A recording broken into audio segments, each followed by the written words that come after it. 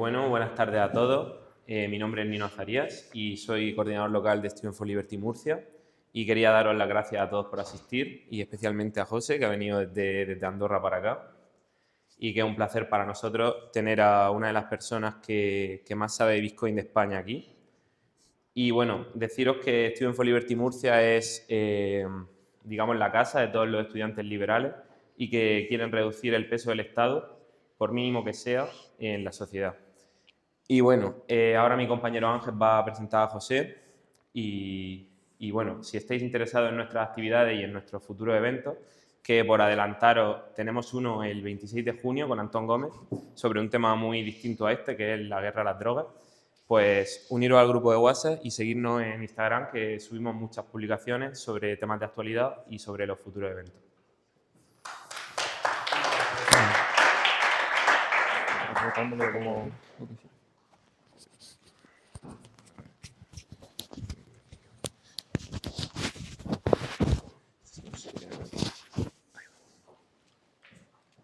Bueno, hoy tenemos la suerte de poder contar aquí con José Sanchís. Afortunadamente conocí a nuestra asociación desde que él era estudiante y también desde una temprana edad, concretamente desde los 16 años, que se metió en el mundo de los negocios digitales. Es una persona que tiene una gran cantidad de conocimientos sobre Web3, programación full stack y una gran variedad de conocimientos, los cuales le han hecho ser galardonado, como con el Andorra Masters en 2023, etcétera. Aunque principalmente viene a hablarnos sobre sus conocimientos de Bitcoin y la tecnología blockchain, en los cuales es una persona la cual está muy nutrida en ellos, ya que ha conseguido con su libro Bitcoin con rigor desarrollar de una forma muy técnica y clara todos estos conocimientos, haciendo una gran obra con una claridad envidiable en un sector en el que se encuentra mucho humo. ¿Listo? Sí. No.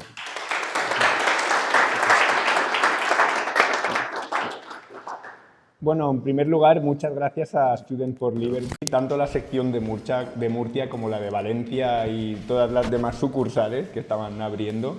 Yo, como bien ha dicho, desde que tenía 18 o 19 años ya estuve dentro de Student for Liberty Valencia, porque bueno, tuve economía en la universidad y a partir de ahí empecé a leer a Rayo, a La Calle, luego a Hayek, y fue un no parar, ¿no? Entonces os animo a todos vosotros que estéis dentro, aunque solo sea para aprender y para tener otro punto de vista distinto que normalmente pues, no se muestra, ¿no?, a nadie, o al menos a mí no me lo mostraron.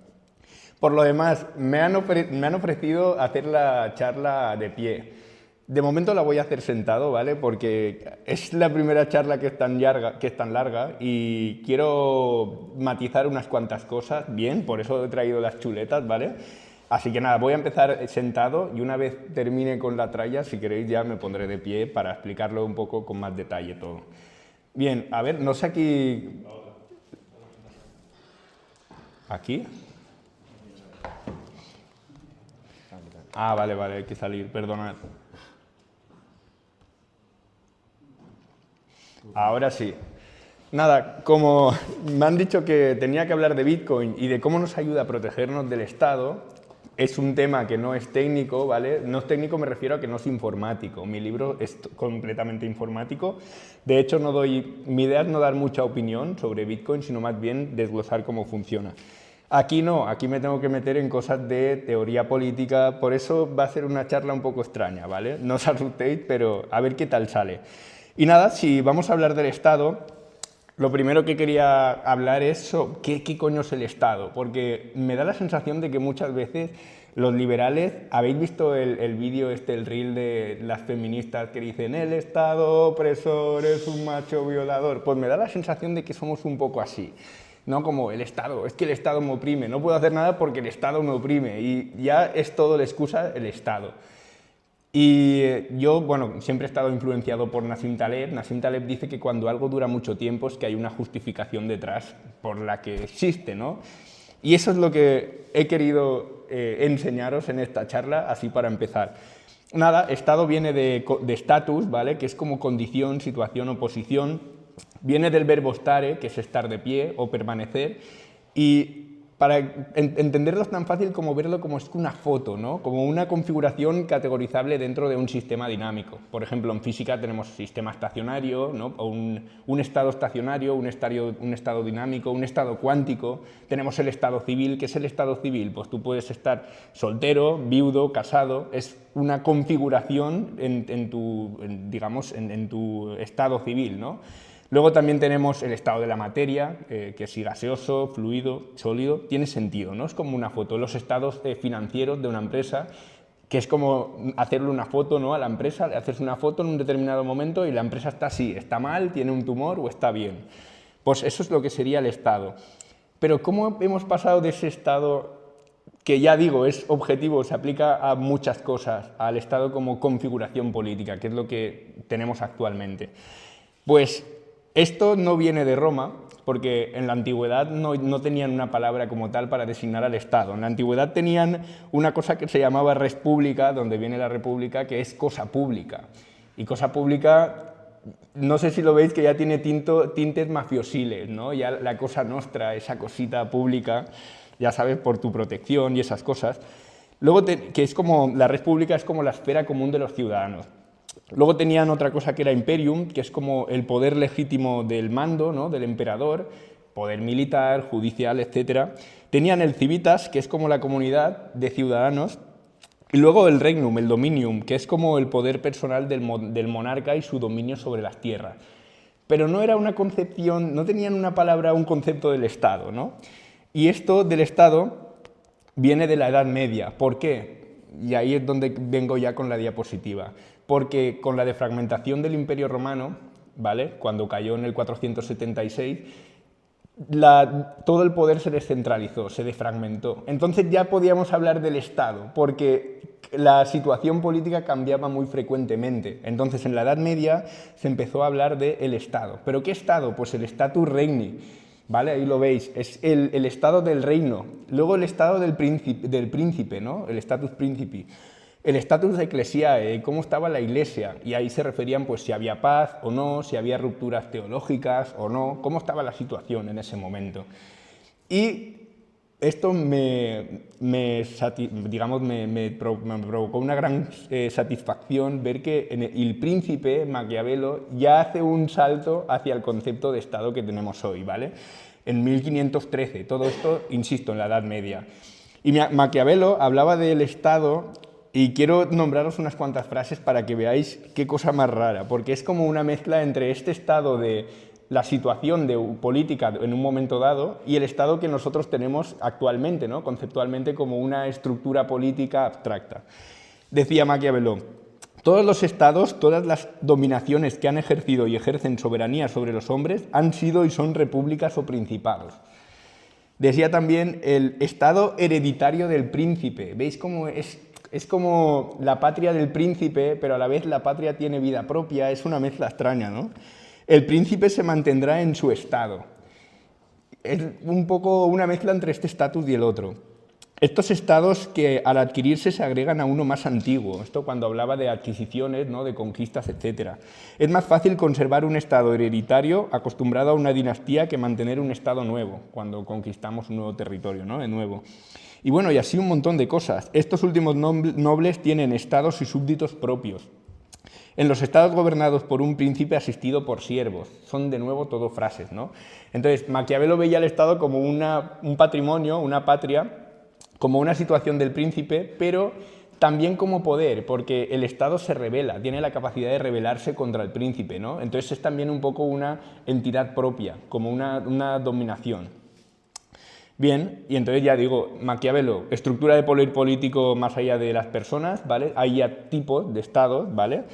Tenemos también, tiene una componente territorial y de gobierno estable, puede ser heredado, conquistado, administrado, perdido y recuperado, sigue siendo como el estado patrimonial del príncipe, pero ya tiene ahí una componente duradera, ¿no?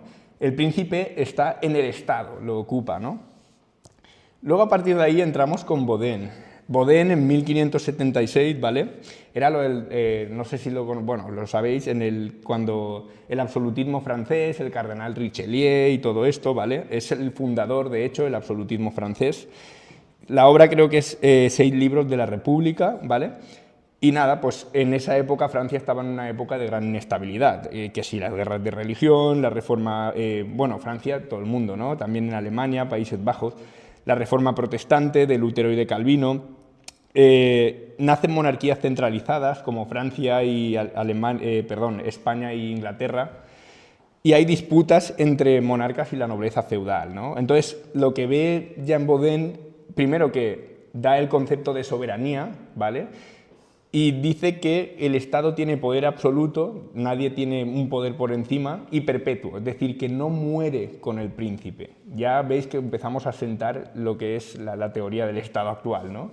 El soberano tiene el poder de legislar sin consentimiento de nadie más, pero debe respetar la ley natural y divina.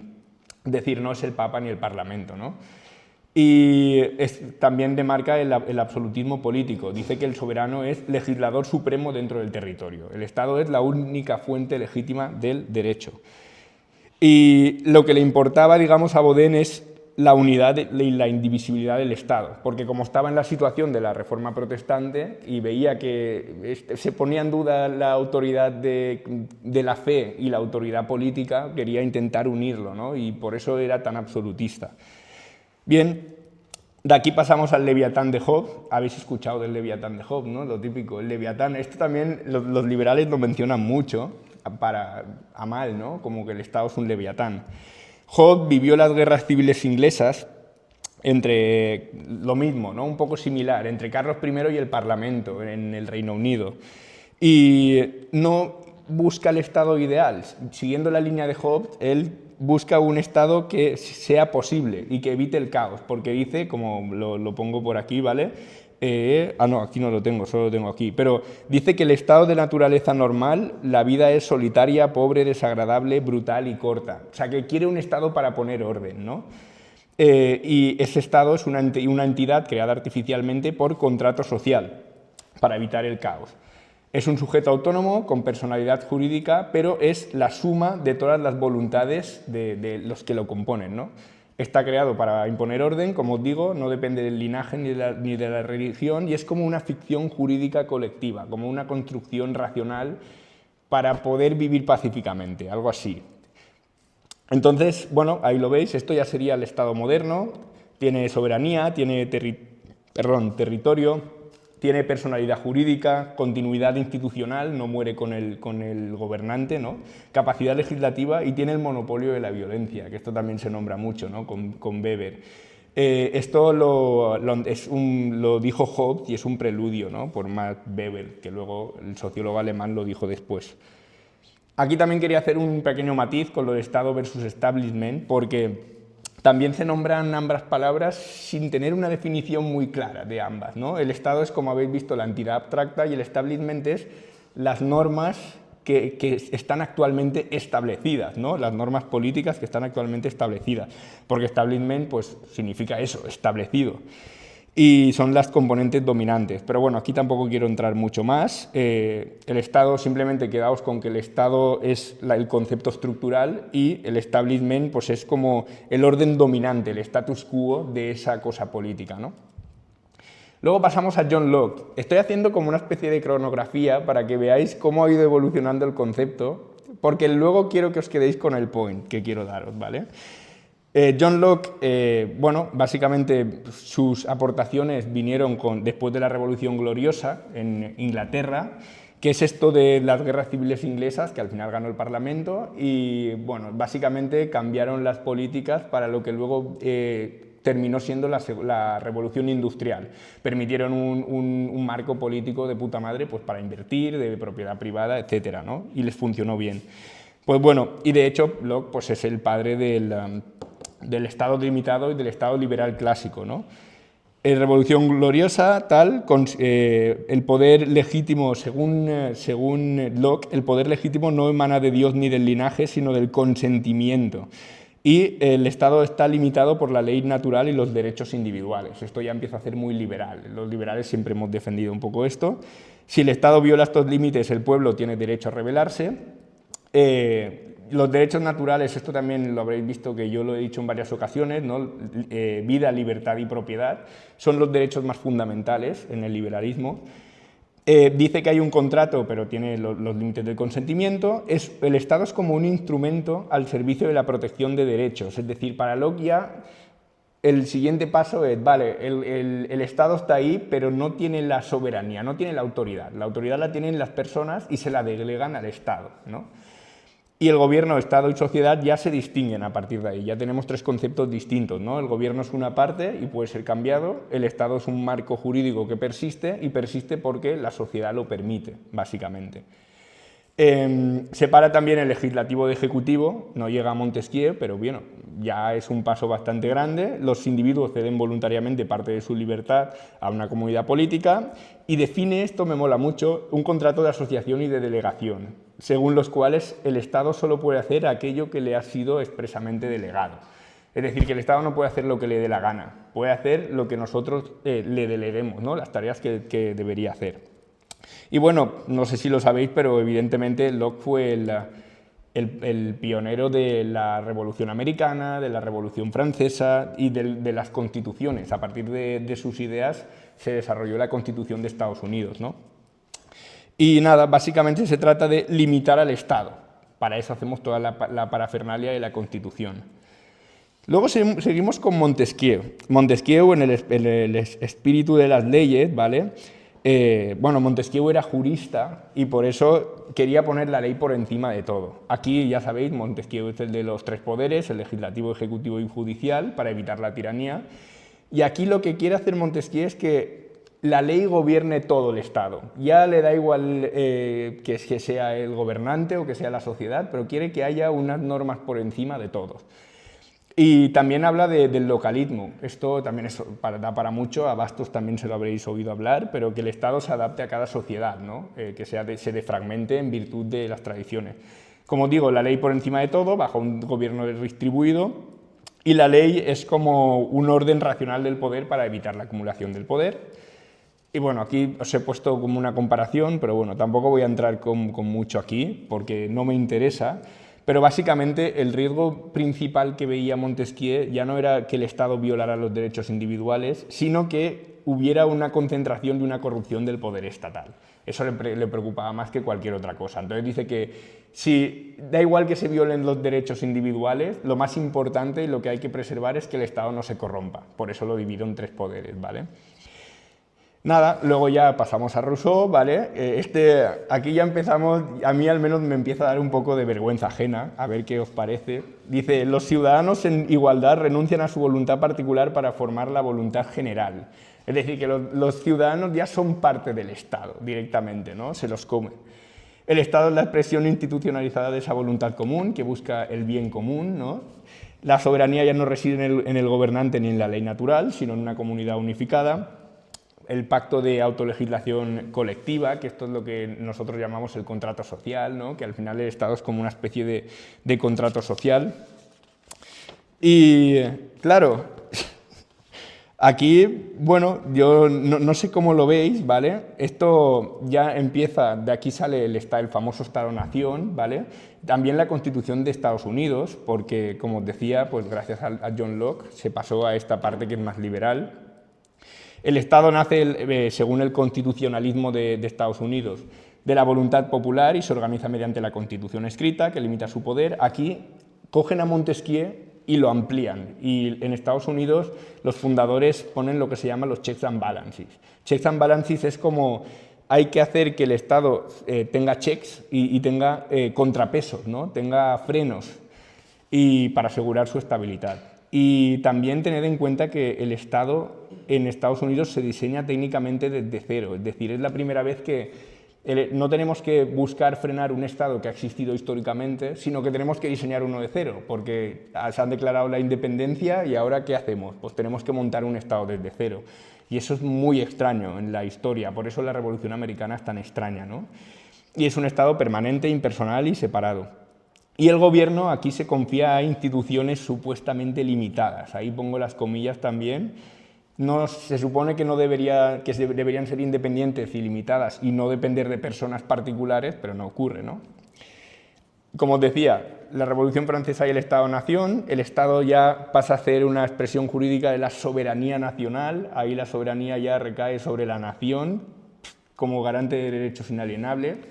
El fin de toda asociación política es la conservación de los derechos naturales e imprescindibles de los hombres, que son iguales y libres en derechos. Esto es la Declaración de los Derechos del Hombre, ¿no?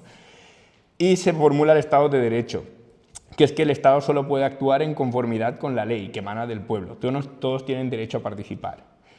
Y a partir de aquí sale el Estado liberal clásico, ¿vale? En el siglo XIX, que es el que marcó toda esta época, que tenía un poco de cada, venía de Estados Unidos, ¿no? Pero tenía Estado de Derecho, Estado mínimo, Estados individuales, separación de poderes, Constitución y soberanía nacional. Un poco el Estado de los liberales clásicos, ¿no? Los que los minarquistas quieren, un poco así.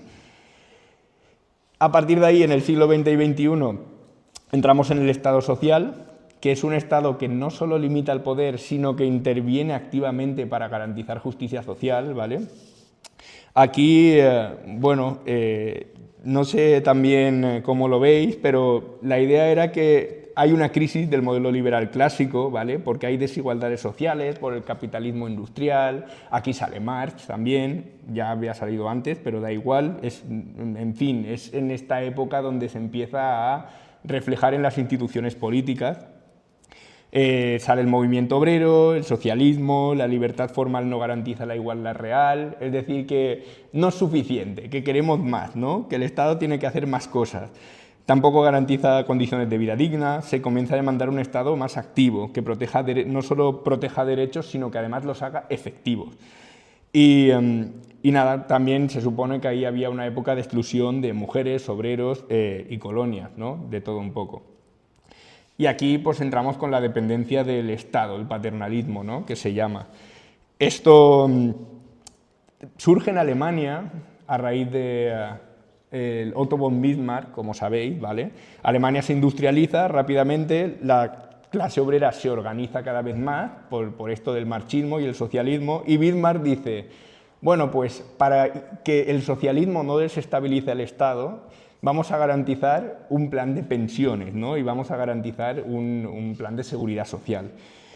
Y nada, pero ya digo, esa protección social de Bismarck es estratégica. Su idea no era, no era por ninguna razón moral, él simplemente lo hacía para que no le tocaran los cojones, no había más, ¿no? También el creador de esta idea fue Stein, ¿vale? Que era un jurista alemán que le dijo que debía hacer esto. Luego, a partir de ahí también estaba el New Deal, que el New Deal también es un poco lo mismo, ¿no? A raíz de la Gran Depresión, el Estado mínimo liberal colapsa y digamos que el Estado tiene que hacer más cosas, garantizar protección social, etc. Y, bueno, a raíz de aquí, además, en el siglo XX se empiezan a hacer un montón de constituciones sociales, de esto de que garanticen el trabajo, la dignidad humana, la vivienda, bla, bla, bla. Luego pasamos a Keynes. Keynes lo que nos dice es, no solo es que el Estado tiene que proteger, tiene que darnos más cosas, ¿no? Tiene que proteger esos derechos, sino que además está bien que lo haga económicamente hablando, que es eficiente económicamente, porque el Estado tiene que ser un agente económico más. Y esto pues es una locura, ¿no? Lo de la demanda agregada, generar gasto público, inversión estatal, luego lo de las políticas fiscales y monetarias, si no, pues esto investigarlo, ¿vale? Ya digo, el Estado es un agente económico central y se convierte en el gestor del ciclo. Cuando hay recesiones, el Estado tiene que entrar a dar por culo, básicamente a intentar corregirlas por los espíritus animales, ¿no? Que decía Keynes. Y, como os digo, la idea principal es que la redistribución de la renta no solo es ética, sino que es eficiente, que económicamente tiene sentido. Luego tenemos el Estado austríaco, para que veáis toda la retahíla de estados que tenemos. Para los austríacos el Estado es el mal, ¿vale? Es el demonio, es coerción institucionalizada, básicamente, es un generador de distorsiones económicas, es inmoral, es ineficiente, es corrupto, es irresponsable y sobre todo es perverso. Lo de perverso para mí es lo más importante, porque nosotros bajo condiciones de mercado tenemos unos incentivos y el Estado los corrompe, ¿no? Y para eso se proponen dos alternativas, el Estado mínimo, el minarquismo, que es como una derivación similar al Estado clásico, y luego el anarcocapitalismo, ¿no? De Rothbard y de Hobbes. Pero fijaos, esto ha sido toda la retahíla del Estado, ¿vale? Ahora vamos a entrar con el dinero, porque a raíz de eso os explicaré cómo Bitcoin nos ayuda a protegernos del Estado. los austríacos ponen muchísimo énfasis en el dinero y en la economía. ¿Por qué? Porque el dinero está en todas las transacciones que realizamos. O sea, el dinero es básicamente la materia prima del comercio. Sin dinero no hay comercio, ¿no?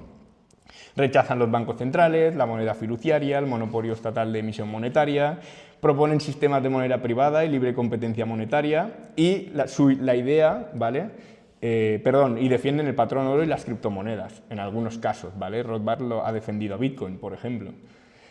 El dinero, según la escuela austríaca, no ha sido creado por el Estado. Aquí también veréis a Rayo. Y aquí voy a recomendaros un libro que ha salido recientemente y yo lo he comprado, pero no me lo he leído porque no me ha llegado aún, está en Amazon, que es de Daniel Fernández. No sé si conocéis a Daniel Fernández, el economista, pues ha sacado un libro sobre el dinero y la historia del dinero que tiene una pinta espectacular. Pues ahí Daniel lo que hace es recorrer desde Mesopotamia toda la historia del dinero, ¿vale? Según la escuela austríaca, el dinero no ha sido creado por el Estado, ¿no? A diferencia de otras escuelas, la neochartalista y tal, surgió espontáneamente como el bien más líquido, el más vendible, universalmente aceptado como medio de intercambio indirecto, que dicen. Luego también defienden en la escuela austríaca el origen evolutivo del dinero, que primero transaccionábamos con trueque, luego los bienes más intercambiables se empezaron a utilizar como medios de intercambio indirectos, que yo te pago a ti, y tú lo utilizas para pagarle a otra persona. Entonces, indirectamente estás obteniendo los bienes que quieres, ¿no? Y luego, finalmente, se terminó en los metales preciosos y luego el Estado llegó y se apropió del dinero, pero no es condición necesaria para la existencia del dinero. Y aquí, bueno, os he puesto 3 frases, ¿vale?, de Hayek y de Rothbard, básicamente, implementando un sistema que permita instituciones privadas emitir diferentes tipos de dinero, nosotros podríamos conseguir o encontraríamos que la gente prefiere el dinero bueno, ¿no? También Rothbard diciendo que tenemos que separar el dinero y el Estado, como separamos la religión y el Estado, y que Hayek, esta frase también es muy típica en el mundo de Bitcoin, que no tendremos un buen dinero otra vez si no sacamos al Estado del dinero, ¿no? Si no le sacamos el dinero de las manos del gobierno. Hasta aquí todo bien, y hasta aquí yo estoy de acuerdo bastante con la escuela austríaca, pero a partir de aquí entran cosas que son un poquito más jodidas. A ver qué opináis, ¿no? ¿Habéis escuchado hablar del teorema regresivo del dinero de Mises? Esto es un poco tralla, pero básicamente Mises dice que nosotros, o sea, la idea para explicar esto es por qué algo que no tiene valor intrínseco, como un billete o un token, funciona como dinero. ¿Cuál es el motivo? Pues la idea de Mises es que lo utilizamos como dinero porque anteriormente se ha utilizado como dinero. Entonces tú esperas que en el futuro funcione como dinero. Y así, si regresas hacia atrás, tienes que, bueno, aquí así lo veis, ¿no? Sucesivamente, si el valor de hoy se explica por el de ayer se explica por el de anteayer y así hasta llegar al principio. Y este proceso regresivo termina en un punto en el que ese bien, eso que se usa como dinero, tenía otro valor que no era el de monetario, que era un valor de uso directo.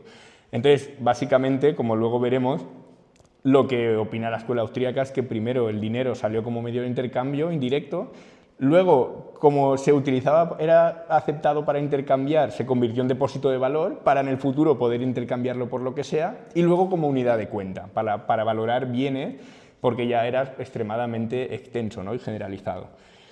Entonces, en la putada del teorema regresivo del dinero es que, como hemos visto, para que algo pueda ser dinero tiene que haber surgido como un bien con utilidad directa. Es decir, tiene que haber tenido antes un uso que no es monetario. No se puede crear dinero de la nada por decreto, ¿vale?, según también esta teoría, porque tiene que haber surgido del mercado a raíz de una utilidad que no fuera monetaria. Pero claro, entonces yo lo que me preguntaba es, ¿y por qué ha tenido éxito históricamente el dinero fiat? Si se supone que no es dinero y no puede existir, ¿no? Porque el dinero fiat existe como mínimo, y digo como mínimo, quiero leerme el libro de Daniel, pero estoy seguro de que viene de más atrás, de la dinastía Tang, en el siglo XI en China. Mirad, en el siglo XI en China los comerciantes utilizaban una cosa que se llama jiaozi, que es como un certificado de depósito, que estaba respaldado por bienes reales, por oro y esas cosas. Y luego la dinastía Song durante la dinastía Song en el siglo XI, el Estado centraliza y emite directamente el papel moneda, que eso se llamaba jiaochaos. Esto, lo que veis aquí, es un jiaozi, ¿vale? Esto nació pues en el mercado. Estos jiaochaos primero eran respaldados, luego el Estado dijo no, el respaldo da igual y los quitó. Y al principio fue aceptado ampliamente y luego acabó generando inflación y colapsó en el siglo XIV, ¿no? Pero ya había un precedente. ¿Por qué ocurrió esto? ¿Cuál es el motivo? Aquí veis, por ejemplo, jiaochaos, os he puesto que ya ves que es muy similar al dólar, es extremadamente similar al dólar, no me lo podéis negar, en el sentido de que es una notita que pone ahí símbolos y ya está, es al final lo que refleja, ¿no? Pero mi pregunta es, ¿en serio algo que lleva pasando 1000 años, la moneda fiat, no tiene ningún valor o ninguna justificación razonable? ¿Simplemente ha sido una estafa? ¿No? Porque los austríacos dirán, mira, pues sí, es porque era un curso legal forzoso, el Estado te obliga, ¿no? Porque tienes que pagar los impuestos en moneda estatal, porque también se ejerce control sobre los bancos, sobre las licencias, los seguros de los depósitos, etcétera, y porque tiene un monopolio legal, ¿no? Básicamente dice que el único que puede imprimir dinero es el Estado. ¿Pero es solo eso o hay algo más de fondo detrás? Pues yo creo que hay algo más de fondo detrás, y lo que hay detrás es esto. El dinero empezó siendo real. Como os decía, y estoy de acuerdo, en la escuela austríaca las mercancías tienen valor intrínseco. Pero cuando el patrimonio crece, se vuelve inseguro. Y esto es lo de siempre. Imaginad pagarle en oro a un chino 1 millón de euros. ¿Cómo lo hacéis? En oro, directamente en oro. Buah, pues tenéis que contratar camiones blindados, con chofer, no sé qué, seguratas, transportarlo hasta China, es una mierda, ¿no? Tiene mucho riesgo, tiene mucho peligro, y entonces esto reduce el comercio a gran escala, digamos que limita la civilización para crecer, ¿no? Porque la civilización es tan grande como lo permite el comercio. Yo estoy seguro de que eso lo demuestra Dani en su libro. Entonces, a mayor distancia, mayor costes y riesgos de portabilidad, y a mayor cantidad también más costes y riesgos de portabilidad. Entonces esto lleva, por economías de escala, a los depósitos centralizados, que han existido toda la vida, depósitos de grano y luego pues, de lo que fuera, ¿no? En estos depósitos hay seguridad compartida, hay especialización del trabajo y hay eficiencia, ¿no? Geográfica. Ya os digo, se ha utilizado de todo para estos depósitos. Al final terminó en depósitos de oro y luego en la protobanca y muchas cosas más, ¿no? Se emiten recibos y los recibos se usan para pagar deudas a terceros, porque en vez de yo tener que cargar con todo el oro, yo cargo con un papelito, que el papelito además puedo utilizar tantos papelitos como quieras. Imaginad que tú me robas el papelito, bueno, no pasa nada, me imprimen otro, ¿no? Es un poco similar a lo que tenemos ahora con el banco, que si yo ahora meto la tarjeta de la Visa en una página web cualquiera, me sacan todo el dinero, pero el banco me lo repone, porque es como, no es culpa tuya, ya estoy ahí yo para ayudarte.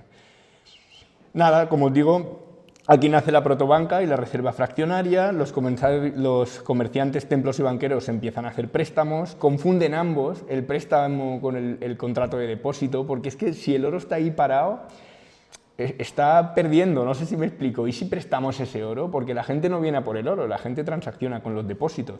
Se emite más certificado que el oro que hay depositado, y además pensad aquí que no es solo una cuestión de ser malo. Si hay un mercado de depósitos y yo no presto ese oro o ese bien real a otra persona y lo hace el de mi competencia, la competencia se me come, porque tiene mayor rentabilidad, porque puede cargar menos comisiones de depósito a aquel que va a depositar su oro, ¿me explico? Entonces es muy inestable, termina pasando que inevitablemente la gente emite más certificados de oro, aunque no sea el Banco Central. Y entonces yo lo defino como una tensión entre la comodidad y la solidez. Tenemos activos reales, que son bienes tangibles, con valor intrínseco, el oro, el petróleo, lo que sea, lo que quieras tener de respaldo, tienen utilidad directa, y tenemos activos financieros, que son representaciones abstractas de valor, que es pues, lo que tenemos los billetes, ¿no? O ya ni billetes, lo que tenemos en las cuentas bancarias, que es digital, que es cómodo, pero no tiene valor propio, depende completamente del Estado. Y esto es un problema universal que atraviesa toda la historia monetaria, ¿vale? Y es una dinámica cíclica. Básicamente hay como un auge de estos activos financieros, hay un exceso, colapsan y retornan a los activos reales, ¿no? Y de hecho en la economía pasa un poco eso. Cuando hay una crisis, la gente de repente ya no le interesa tener derivados financieros. Ya quieren cuanto más real mejor, que se pueda oler, que tú tengas, lo tengas muy a mano, ¿no? Ya no quieren tanta representación abstracta. Y bueno, esto lo podéis ver a lo largo de toda la historia, ¿vale? Lo digo porque aquí tenía un montón de cosas también de Mesopotamia, en Grecia, en Florencia y en las repúblicas italianas, un montón de movidas. Pero ya todo esto, vale, hemos pasado por los estados, hemos pasado por el dinero. ¿Y qué tiene que ver todo esto con Bitcoin, ¿no? ¿Qué hay aquí de Bitcoin? Pues fijaos que Bitcoin intenta resolver esta tensión. Es decir, no es que la moneda fiat... O sea, Bitcoin no es como el oro digital.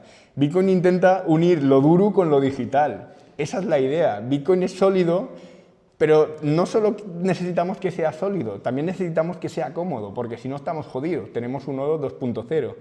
Intenta unir lo soberano. Aquí, cuando digo soberano, pensad en autónomo, independiente, que no depende de ningún estado, va por sí mismo, ¿no? Con lo eficiente. La moneda fiat, en teoría, es eficiente, ¿vale? Es más eficiente que el oro. Es más fácil pagarle a un chino a través de la Visa que a través del oro. Lo inalterable, que es lo que sería el oro, ¿no? El oro solo y punto, con lo programable, porque al final la fiat pues, tiene toda una serie de, como es digital, actualmente pues, tiene un protocolo detrás, protocolos bancarios y un montón de movidas. Y fijaos hasta qué punto es esto cierto, que si os digo que Bitcoin es oro digital e inconfiscable, tiene sentido, ¿no? Pero si en cambio os digo que es una moneda escasa y descentralizada, también tiene sentido, ¿no? Ambas tienen sentido. Es como, cojo el oro y le meto dos cosas más, dos ventajas, y eso es Bitcoin. Pero cojo también la fiat y le meto dos ventajas, y eso es Bitcoin también, porque intenta resolver esta tensión, ¿no? Bitcoin es duro y escaso, aquí entro con las propiedades, ¿vale? Tiene 21 millones, de hecho es más duro que el oro. No es arbitrario ni inflacionario la oferta, es costoso de crear y además depende del consenso de una red con un equilibrio NAS estable. Esto me daría para otra charla, ¿vale? Pero el Bitcoin consigue un equilibrio muy bueno para mantener el status quo de Bitcoin y eso es lo que lo hace tan robusto, ¿no? Tiene portabilidad absoluta, esto me fascina. Hemos dicho que la fiat es portable, porque yo puedo pagar a un chino, pero como no es soberana, depende de intermediarios. Si no, intentad pagarle a alguien en Argentina, intentad pagarle en dólares a alguien de Argentina, jodido. Intentad pagar en Venezuela en dólares, también jodido, ¿no? Entonces la portabilidad de la fiat también está limitada. En cambio en Bitcoin no, Bitcoin, esto que decimos los bitcoiners de que Bitcoin no cierra, Bitcoin no tiene sucursales, entonces tú a las 4 de la mañana envías dinero y se envía el dinero a donde tú quieras, está 24 horas operando, porque es una red informática, no hay bancos detrás. Es información, es transfronterizo, porque puedes llevar el Bitcoin en la cabeza, esto es fascinante también, tú puedes llevar 1 millón de euros en la cabeza, simplemente recuerdas una contraseña y con esa contraseña llevas todo tu patrimonio. Y esto es una locura, esto nunca había pasado antes. Y como os decía, es desintermediario, o no hay ni bancos, ni gobiernos, ni permisos, ¿no? Por el medio. Tiene inconfiscabilidad máxima, es lo que es la custodia soberana, porque son bits, sus fondos son bits simplemente. Y la única confiscabilidad, lo que en el mundo Bitcoin se llama el ataque de llave inglesa, que básicamente es que alguien venga y te secuestre. Entonces, si te secuestra alguien, lo normal es, todo depende de lo duro que seas, pero lo normal es cantarle las palabras, la contraseña, y ahí estás jodido, ahí te roban todo el Bitcoin. Pero tú eres autosoberano, como dice el Antonopoulos, tú eres tu propio banco. No es que seas tu cuenta bancaria, es que eres tu propio banco, tú mismo. Lo pasa todo al individuo, ¿no? Y eso mola mucho. Y por último, verificable, programable, transparente, bla, bla, bla. Si queréis saber por qué se cumplen esas propiedades, ¿vale? Porque aquí esto lo pongo porque al final el motivo del libro mío, de hacer el libro, es por esto. Porque yo aquí os he dicho las propiedades, pero como os podría haber cantado el Ave María o un Padre Nuestro y vosotros asentís y ya está, y os lo creéis. Pero no os he demostrado nada. Yo os he dicho, Bitcoin es descentralizado. Y vosotros, pues vale, pues lo es y ya está. Pero ¿por qué es descentralizado? Eso ya es más jodido de ver. Y para eso hay que entrar en la red y hay que verse cómo funciona por dentro, hay que destripar Bitcoin y eso está en mi libro, ¿vale? Lo mismo con todo lo demás. ¿Por qué es un equilibrio NAS estable? Pues ahí se ve. ¿Por qué no puede revertir una función hash? Todo eso pues tenéis que aprenderlo. Y nada, si queréis comprarlo está en Amazon, ¿vale? Os he puesto ahí un código, pero bueno, ya os digo que es técnico. Si yo al menos lo que sí que os recomendaría es que os informéis sobre Bitcoin, porque es un activo que creo que tiene mucho potencial. Entonces, ¿vale? Ya tenemos claro propiedades de Bitcoin, pero entonces, ¿es Bitcoin dinero? Antes de terminar con la pregunta, ¿no? Porque la pregunta es cómo nos ayuda Bitcoin a protegernos del Estado. Pues según Mises no es dinero, porque para que algo pueda ser dinero tiene que haber surgido como bien con utilidad directa en el mercado, y Bitcoin claramente no lo ha hecho. Y además no se puede crear dinero de la nada por decreto, ¿no? Tiene que tener un historial de uso, una demanda en el tiempo, y es jodido porque Bitcoin no tiene ninguna utilidad más allá de ser dinero. Y digo de ser dinero porque ahora veremos que también es raro como dinero, ¿no? Al final ellos dicen que el dinero es el bien más líquido y universalmente aceptado, ¿no? Cuya función principal es servir como medio de intercambio. ¿Alguna vez alguien os ha ofrecido intercambiar con Bitcoin? ¿Alguien de aquí? Entonces Bitcoin no es un medio de intercambio, ¿no? Entonces si el dinero, la función principal es medio de intercambio, ¿Bitcoin es dinero o no es dinero? Fijaos que las tres funciones del dinero de Menger y de la escuela austríaca es ser medio de intercambio, lo he dicho antes, ¿no? Luego depósito de valor y luego unidad de cuenta. Bueno, para empezar, Bitcoin de estas tres no es un medio de intercambio, porque la gente no intercambia con Bitcoin. Luego no es unidad de cuenta, porque además de que hoy en día no se hace, es jodido porque es muy volátil. ¿Y es depósito de valor? Bueno, se supone que sí, pero ¿hasta qué punto es depósito de valor, no? Bueno, está ahí en medio, porque realmente no sirve un refugio nunca en crisis. Parece que cojea todo, ¿no? Bueno, hemos hecho un repaso sobre el Estado, el dinero, y cómo nos ayuda entonces Bitcoin a protegernos del Estado. Bueno, pues aquí quiero que, ahora os lo diré, pero quiero que olvidéis todo. Y quiero que lo olvidéis todo porque es como explicar, para mí es un poco así, ¿eh? Intentar explicar Bitcoin con todas estas teorías sobre el dinero y el Estado es como explicar WhatsApp desde las ideas de Graham Bell, el inventor del teléfono, ¿vale? O es como explicar los coches autónomos con las citas de Henry Ford, con lo que hacía Henry Ford. O explicar los Boeing 777 desde la perspectiva de los hermanos Wright, que hacían un avión de madera, ¿vale? De juguete.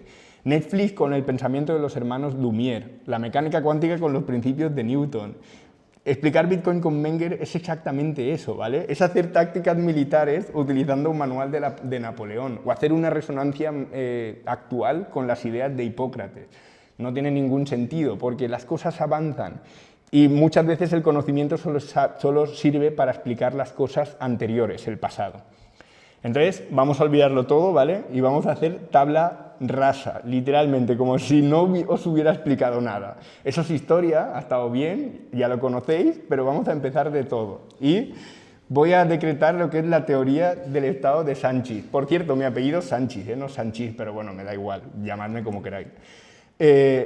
Mi teoría se basa en lo siguiente, es que la soberanía del Estado son las armas y el valor. Ya no voy a explicar ni dinero, porque el dinero es una palabra que tiene problemas conceptuales, entonces no me interesa utilizar el dinero, voy a decir valor. Y esto de las armas y el valor, es que a mí me gustaría, a todos estos que habéis cogido, que hemos explicado, a Hobbes, a Locke, a Baudin, a mí me gustaría sentarlos en una silla y ponerles una pistola en la boca. ¿Vosotros creéis que contestarían lo mismo que si no hacemos eso? Es decir, dirían, sí, no, la teoría del Estado, tal. Seguramente lo que dirían es, no, José, la teoría del Estado es lo que tú quieras, pero por favor quítame la pistola de la boca. Bueno, pues entonces estamos ya demostrando empíricamente que la soberanía del Estado es las armas y el valor. Y digo el valor porque luego con valor, con poder económico, puedes conseguir más poder militar. Y con esos dos tienes poder político. Pero ahí es donde reside realmente la soberanía. Todo lo demás es lo que debería ser, lo que podría ser y esas cosas, ¿no?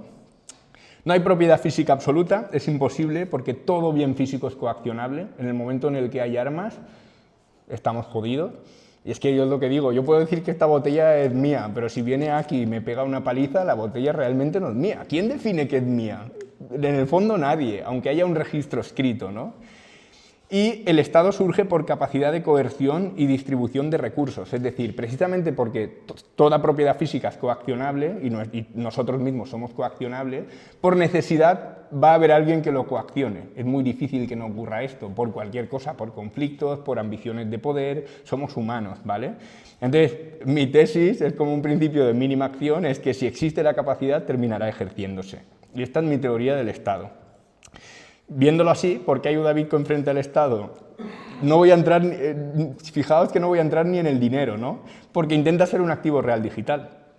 Es decir, no es propiedad física, y como no es propiedad física, no es coaccionable o es muy difícil de coaccionar. Por eso lo hace potencial propiedad digital no estatal, ¿no? Es cuasi absoluta. Digo cuasi absoluta porque ya digo, si os secuestran, lo normal es decir la contraseña, pero excepto eso, hasta ese punto es súper no coaccionable, ¿no? Y ya digo, la única forma de coaccionarlo es mapear la clave privada con la persona física, secuestrarla y amenazarlo con darle con una llave inglesa. No sé de dónde salió lo de la llave inglesa, creo que fue también una pregunta en lo de Bitcoin, pero bueno, se llama ataque de llave inglesa y ya está. Y ahora pasamos a la teoría del valor. Ya estamos terminando, pasaremos a la ronda de preguntas. La teoría del valor, bueno, empiezo con el subjetivismo, ¿vale? Mi teoría del valor es que el valor es una evaluación subjetiva individual de una necesidad, ¿vale? O de un deseo. No está en el objeto, sino en cómo nosotros percibimos ese objeto, ¿vale? Entonces no hay valor intrínseco. Yo esta agua la valoro según lo que yo creo, según mi capacidad. De por sí no tiene valor, si no estoy yo. Yo la agua la dejo ahí y no tiene ningún valor, ¿vale? El valor es ordinal, no cardinal, eso también lo defienden los austríacos, que tú puedes, es como hacer una lista ordenada de valores. Yo valoro el agua más que mi libro, pero valoro el micrófono más que el agua y más que mi libro, y voy ordenando así mis valores. No es un numerito, sino que es una lista, ¿no?, ordenada. Es marginal, eso significa que nos importa la última unidad, ¿vale? Es relacional. Esto es la relacionalidad, lo que he dicho, que no existe en el vacío, ¿vale? Depende de la relación entre el bien y los fines humanos. Esto enlaza con la acción humana de Mises, ¿vale? Y además esto de la relacionalidad soluciona la paradoja de los diamantes y el agua, ¿vale? Porque es eso de que en un desierto vale mucho el agua, los diamantes pocos, pero ahora mismo en esta situación yo ahora os doy una botella de agua y un diamante y seguramente me aceptéis todos el diamante, ¿no?, más que la botella de agua. Claro, porque depende del contexto.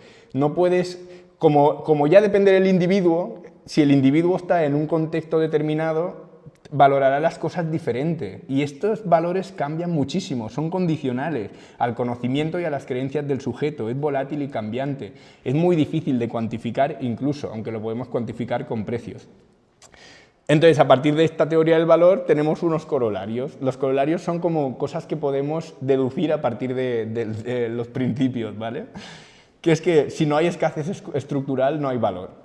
Si algo es infinito no se valora. Yo no os veo a vosotros, por ejemplo, ahora haciendo tuppers de aire, guardando en un tupper un poquito de aire para llevároslo a casa. ¿Por qué? Porque en vuestra casa también tenéis aire, ¿no? Si ahora os vendo 1 litro de aire por 1 euro, vosotros aceptaríais. Yo seguramente diría, me estás tapando el cabrón este si tengo aire ahí fuera, ¿no? Hay aire en todos lados, porque es infinito. No es infinito, pero para nosotros sí, ¿no?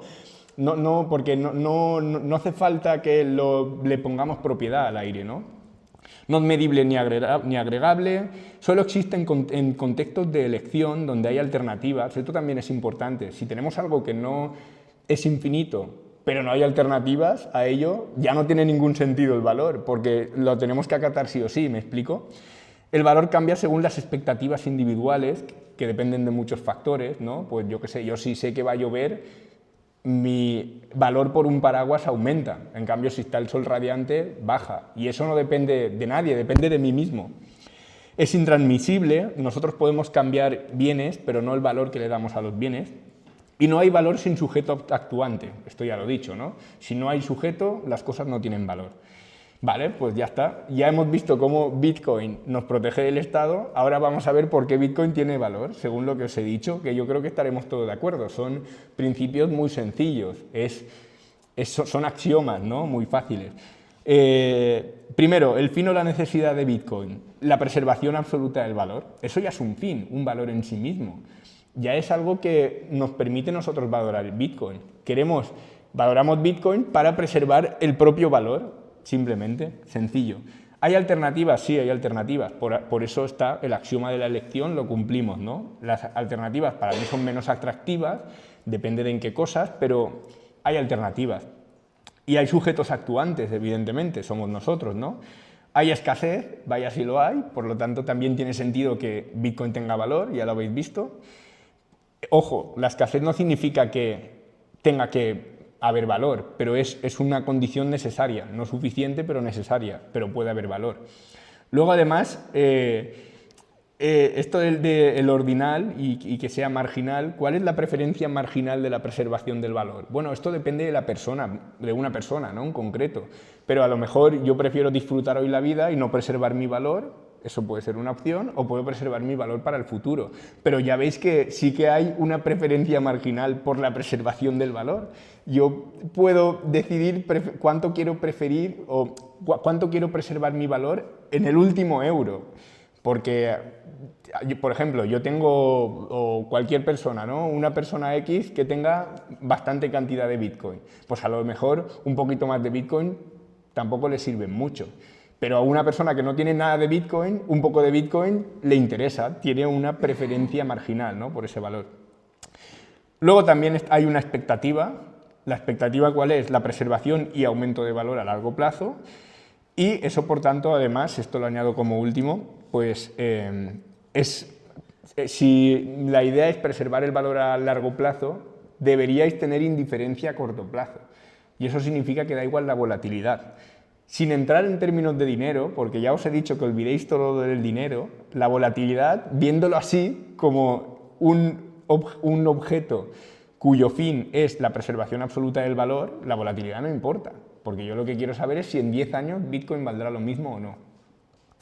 Entonces, en resumen, ¿Bitcoin es dinero? Ya para terminar, hemos visto cómo nos ayuda a protegernos del Estado, hemos visto por qué tiene valor, que yo eso lo veía importante, porque si no la gente se pone a discutir, es que no tiene rendimientos de caja futuros. Bueno, pues ya no los tiene, pero da igual. Pues a mí me da igual que sea dinero o no, esa es la verdad. La definición de dinero es anterior a Bitcoin. Entonces, no tiene sentido hablar de dinero en Bitcoin para mí. Simplemente tenemos que desencajarlo, ¿no? Y volver a unir las piezas. Lo que sé es que tiene valor. ¿Y tiene valor por qué Bitcoin? Porque es útil. ¿Y por qué es útil? Porque intenta preservar el valor a largo plazo. Y eso ya es una utilidad. Entonces, nada, hasta aquí sería lo que es el contenido de la charla, ¿vale? Ahora si queréis hacer preguntas, espero que no os haya sido muy densa, ¿vale? He intentado también hacerla un poco más acelerada. Pero ya lo veis, básicamente lo que quería indicaros aquí es que tengáis mucho cuidado en todas las teorías anteriores, porque cuando nació Internet también la gente decía, ¿Internet? ¿Qué mierda es eso? Yo quiero enviar correo normal, ¿no? Enviar correo postal. Pero bueno, y aquí, si queréis saber más sobre Bitcoin, pues tenéis un cursito, este es introductorio, ¿vale? No tengo cosas para intermedios, tengo o un curso de Bitcoin introductorio o un libro complejo. Entonces, nada, si los queréis ahí, pues los tenéis y tenéis un código de descuento con SFL Murcia por si queréis comprarlo. Y nada, muchas gracias a todos por asistir y espero que hayáis aprendido algo con todo esto. Gracias.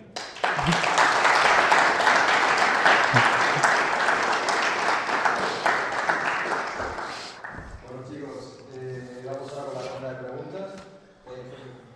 Utiliza uno de estos micros tú ahora, ¿vale? Ah, vale, Voy yo perfecto. pasando esto de mano por aquí. ¿Quieres empezar tú? A ver. Vale. La pregunta es un poco fumada, pero básicamente a mí me gusta un videojuego que se llama Fallout, no sé si alguien lo ha jugado aquí, y es como un universo apocalíptico.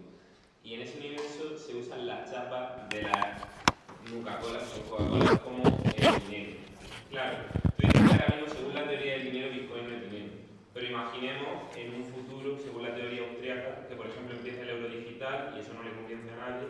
Si la gente empezase a usar Bitcoin como dinero entonces, sabiendo que previamente tiene valor no por ser dinero, según los austríacos sí sería dinero. Ya puede, a ver, bueno, se escucha, ¿no? No sé si se escucha, pero puede tener sentido, porque Claro, yo como lo he definido no como dinero, sino como que su utilidad es preservar el valor, si su utilidad es preservar el valor y luego finalmente eso escala y se termina utilizando como dinero, podría ser. Pero me parece un poco forzar los términos. Yo creo que los austríacos cuando piensan en un valor de uso útil es más pues como el agua, ¿no? Que nos sirve para no deshidratarnos, pero en el caso de Bitcoin es un valor un poco intangible. Bueno, podrías forzarlo. Y también hay mucha gente que cree que ocurrirá eso.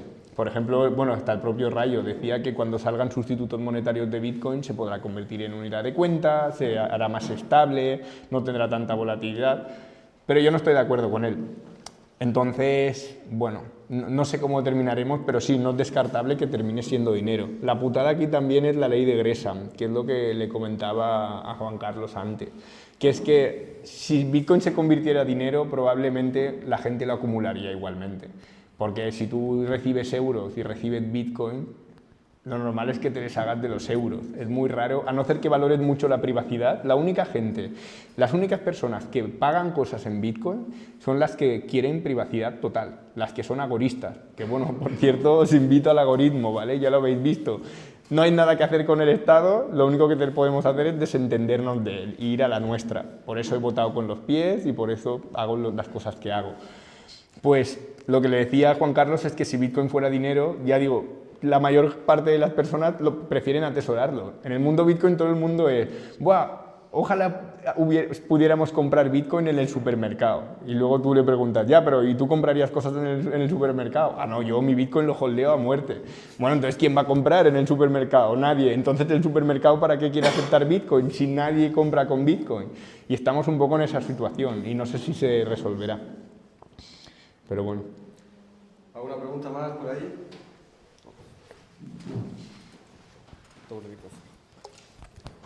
Hola, buenas. Has hablado de cómo ayuda Bitcoin para protegernos del Estado, pero ¿qué tiene que hacer el Estado o qué necesita para protegerse de Bitcoin? ¿O qué puede hacer? A ver, a mi juicio es complicado que el Estado se proteja de Bitcoin. Ya lo veis, lo ha intentado, no mucho, pero lo ha intentado, pero es complicado. Podría hacerlo comprando mucho. Mucha gente dice, "Buah, si Estados Unidos tiene 200.000 bitcoins, eso no es un problema". Bueno, no sé hasta qué punto, porque también 200.000 bitcoins no es mucha cantidad, es un 1% de todo el bitcoin que hay. Entonces, ¿podría hacer daño? ¿Hasta qué punto? Pues yo no lo tengo tan claro, porque Bitcoin está muy bien creado, entonces, y ha soportado caídas muy bestias y fallos de seguridad importantes, ¿no? Al menos en 2008, cuando nació. Entonces, cuantos más nodos hay y cuanto más pasa el tiempo, yo veo que el Estado es muy difícil que se proteja de Bitcoin. La única putada es, a lo mejor y esto es el único problema que le veo yo a Bitcoin, es si por culpa de la inteligencia artificial la computación cuántica avanza más rápido de lo esperado y conseguimos romper la criptografía de curvas elípticas antes de tiempo. Ahí sí que habría un problema. Pero claro, no sé yo hasta qué punto también al Estado le interesaría en ese caso derrumbarlo todo, o mejor, callárselo, intentar descifrar todo lo que pueda, ¿no? De muchísimas cosas. Es decir, derrumbar Bitcoin a lo mejor sería la última cosa que le interese, no lo sé, depende de cómo esté la situación. Pero ahora mismo yo veo que es muy difícil que se proteja de Bitcoin. ¿Algo más por ahí? Yo simplemente un añadido, ¿no? Con el tema de la seguridad y tal. ¿Cómo? No te escucho, ¿eh? Perdón. Gracias. Simplemente añadir lo que has comentado de que rompería Bitcoin con la criptografía, pero esto no sería un problema también para los bancos y demás sistemas que utilizamos en el día a día, que es decir, no solo sería Bitcoin, sino todo se derrumbaría al final. ¿Todo se rompería, dices? Sí, todo se rompería a nivel seguridad. ¿Entiendes? Ah, sí, a ver, es que hay matices aquí, ¿eh? Porque es que es complicado, porque sí, toda la seguridad actual funciona con algoritmos criptográficos que son susceptibles de ser rotos con criptografía cuántica, pero es muy fácil actualizarlos. No es tan en Bitcoin no, Bitcoin es jodido porque tienes que hacer un VIP, tienes que hacer un protocolo, que todo el mundo esté de acuerdo, implementarlo y tal. En cambio, actualizar un protocolo criptográfico a criptografía postcuántica es sencillo. El problema, eso sí, es que hay gente que, y eso es cierto, hay gente que está acumulando información cifrada desde hace una pila de años para cuando se rompa el cifrado desentrañar secretos de todo tipo, ¿no? Confidenciales. Tú imagínate poner un cable, lo que sea, un man in the middle en el Pentágono, leer toda la información y descargarla en un servidor. Está cifrada, pero a ti te da igual. Tú sabes que en el futuro podrás descifrarlo y lo vas guardando en servidores. Y hay gente que está haciendo literalmente esto.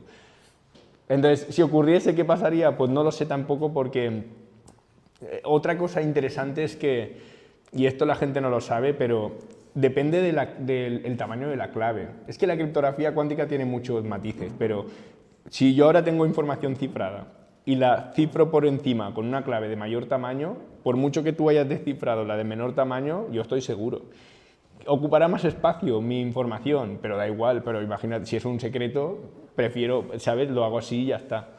Entonces es complicado. Evidentemente la putada es que si tú tienes la información con el primer encriptado, tú sí que lo puedes desencriptar.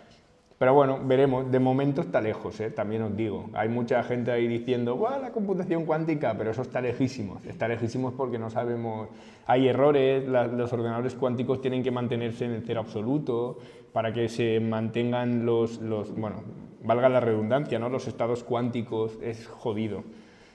Pero bueno, sí que es verdad que, yo ya te digo, yo creo que en el sistema bancario o en las páginas web, en todo eso, el sistema criptográfico es mucho más fácil de actualizar. En Bitcoin no, y ese es el problema que hay. Pero bueno, es simplemente establecer una ruta y actualizarlo y ya está.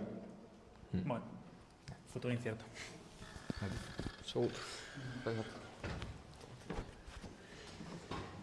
Sánchez, cuando llegue el euro digital, ¿cómo te protegerías tú de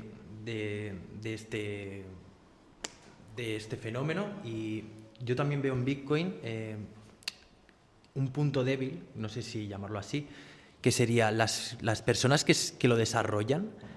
Al final son personas que se pueden corromper, que pueden ser atacadas por todos los lados. ¿No es ese un punto débil en el que pueden romperlo todo? Sí, de hecho, yo creo que si intentara atacar a Bitcoin lo haría por ahí. Eso respecto a su segunda pregunta. La primera, ¿a qué fenómeno te refieres? O sea, cuando llegue el euro digital, por ejemplo, si te lo implantan en Andorra, ¿tú qué harías? Y otra pregunta, pues las grandes firmas que controlan el mundo, que todo el mundo sabe, pueden controlar también a los desarrolladores de Bitcoin. Sí, sí. Entonces, si controlan a los desarrolladores de Bitcoin, acabarán controlando Bitcoin. Entonces, sí. ¿cómo salimos de ahí? Sobre la primera pregunta, yo lo que haría es comprar Bitcoin de forma anónima y ya está, es así. De hecho, y esto también se lo había comentado a Juan Carlos, sé que es un poco de ser un hijo de puta, pero me gustaría que implantaran en las CBDCs solo para que la gente espabilase. Porque yo sé que ahora, por ejemplo, mucha gente del sector constructor y agricultor cobra todo en negro. En el momento en el que le quitas lo negro y que la moneda se inflaciona un 10% anual, dicen, hostia, ¿y esto del Bitcoin qué? Y a lo mejor podrían utilizar Bitcoin. ¿Qué es lo que ha pasado en El Salvador? En El Salvador lo pusieron obligatorio, ahora lo han hecho voluntario, pero hay mucha gente en muchos pueblos que acepta Bitcoin, porque se han dado cuenta y dicen, hostia, pues mejor aceptar Bitcoin. Entonces yo intentaría comprar Bitcoin de forma anónima e intentar hacer todos los pagos y todos los cobros en negro. Eso en España, evidentemente. No es consejo de inversión, ¿vale? Eso es lo que yo haría, pero no se lo recomiendo a nadie. Yo recomiendo que paguéis todos los impuestos. En Andorra, a mí es que en Andorra me da igual. Yo en Andorra lo hago todo en blanco, ¿no? Todo depende de la tolerancia que tengas tú al Estado. Yo es que aquí en España lo haría ya decía mi tío, por razones de salud pública, porque se lo gastan todo en coca y en putas. Entonces, pues nada, y eso. Y la segunda pregunta, perdona, ¿cuál era? Era que... la de los desarrolladores. Sí, bueno, la gente que lo mantiene... Sí. Piensa que para actualizar Bitcoin el protocolo es un infierno. Tienes que hacer un VIP, lo tienen que consensuar todos los que están a cargo de Bitcoin Core, que es la implementación más estandarizada de Bitcoin, que además ahí dentro están todos los que en su día iniciaron Bitcoin desde el primer momento. Luego te lo tienen que aceptar todos los mineros. Y una vez lo aceptan todos los mineros, haces la pull request, te lo aceptan en el código, lo subes a Bitcoin Core y ahí ya los nodos se lo descargan, pero es un proceso muy jodido. Aún así, yo creo que ese punto es más débil que cualquier otro. Y también hay una cosa que en el libro comento, que es los servidores semillas DNS, que es básicamente que cuando tú entras a un nodo de la red, a Bitcoin, a la red de Bitcoin, es una red P2P, entonces no hay ningún servidor. ¿Tú cómo conoces a otro nodo, a otra persona? No tienes la IP. Pues te conectas a unos servidores semilla que funcionan por reputación y tal, y te descargas las IPs de muchos nodos y luego conectándote a esos nodos ya entras a la red. A raíz de ahí podrías intentar hacer cosas. Yo creo que por ahí es más fácil hacer cosas, pero claro, ¿qué haces? Es más complicado de lo que parece. Pero vamos, yo por mí inténtalo. Si así lo ves, intenta hackearlo, porque así es la forma de que el sistema mejore, de que sea antifrágil. Intenta corromper a los desarrolladores y ese tipo de cosas, estaría guay.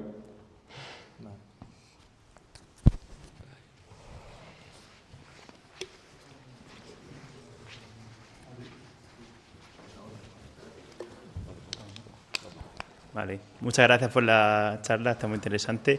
Ha hablado sobre los beneficios de Bitcoin, pero entiendo desde un punto de vista puro, como si tú posees Bitcoin de forma pura, pero la mayoría los tienen mediante exchanges, ¿no?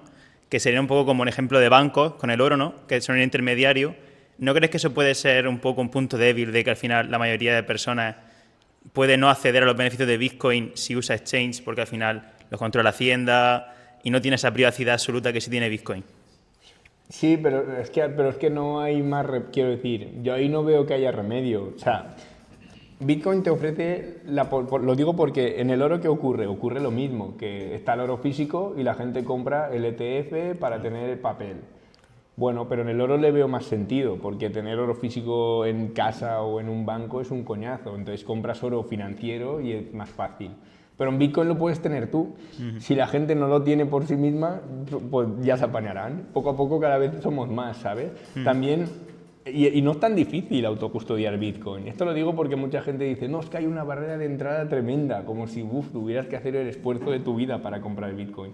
Y no es así, es relativamente fácil, solo tienes que tener un poco de interés y comprarlo.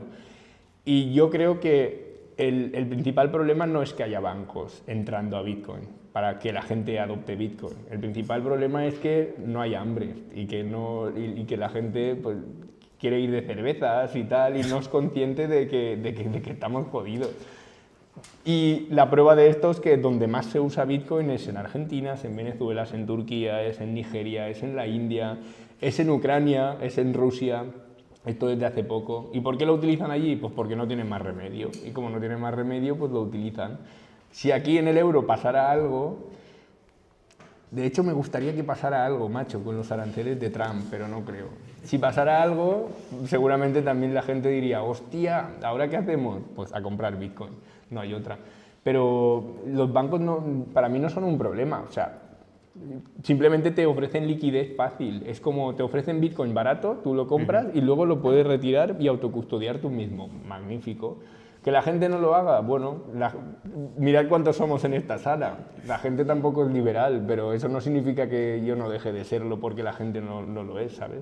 No sé. No sé si te he respondido, Sí, pero... totalmente, sí. Gracias. Gracias. ¿Alguna pregunta más? ¿Aquí o en este? Para que se escuche y se puede que se escuche. Vamos a ver.